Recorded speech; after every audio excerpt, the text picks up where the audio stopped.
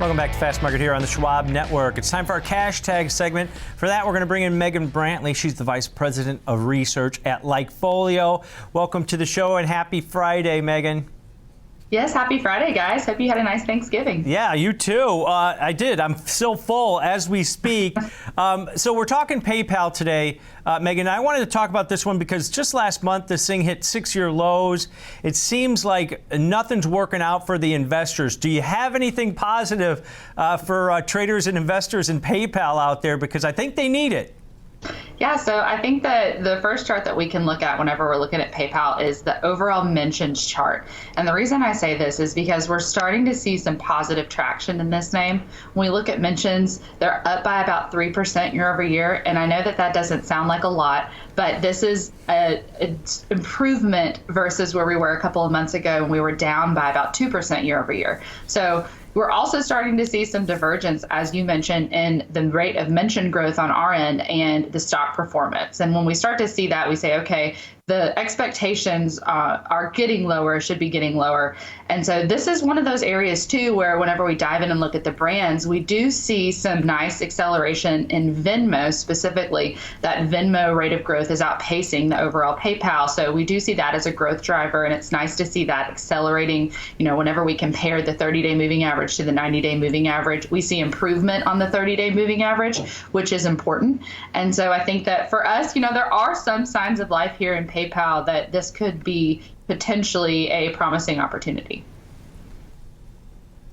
You know, Megan, you're touching on the exact theme that I wanted to talk about here with this company, because a lot of people don't know that PayPal owns Venmo, right? Venmo's part of PayPal, and the question is, you know, their CEO has come out, he's cutting costs, the new CEO, he's doing all the right things, he's putting money towards their most profitable businesses, so he seems to be cleaning up a lot of the problems that they had that brought their stock to these levels. But the key, Megan, what does your data say about, really, this company seems to be driven now by Venmo.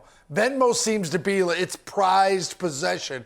Am I reading that right? Is Venmo the driver for this company's profitability going forward, or does PayPal still own that? Because a lot of people use Venmo. I don't know very many people that use PayPal anymore. Yeah, you know, especially whenever we look at Venmo in our universe versus other peer-to-peer payment platforms, Venmo really dominates. And the fact that it's continuing to grow, I think on that last chart, had a growth rate of about 7% year over year. And it already, in terms of consumer mind share, comprises about 75% of mentions of people who are talking about using one of those services. And so I think that this is definitely, you know, PayPal's poster child. But one thing PayPal is trying to do is bridge that gap between PayPal and Venmo, you know, create this ecosystem, and it might sound familiar because it's kind of what Block tried to do, right? Create this, you know, large encompassing ecosystem, and PayPal is working on that. I'm not sure if they're there yet, but they are making improvements there. I think they're expanding Venmo's acceptability too. You know, the Venmo branded debit and credit cards are now, you know, you can use them in your Apple Wallet or your Google Wallet. So there's a little bit of cross-platform action going on. And so that's promising. But yeah, it does seem that, you know, Venmo is really what it has its, the horse that it has its wagon hitched to right now. Yeah, and payment volume for Q3 that just got done with 15% gain to $387 billion. So it seems like some of their metrics are still doing well. They had a drop in active user accounts from 432 million, 428 million. But Megan, when you look at this, is it just unhappiness or just the transaction, the margins that they're getting from that just don't equate to growth for this company? Because I think that's why you're seeing the stock down at this point.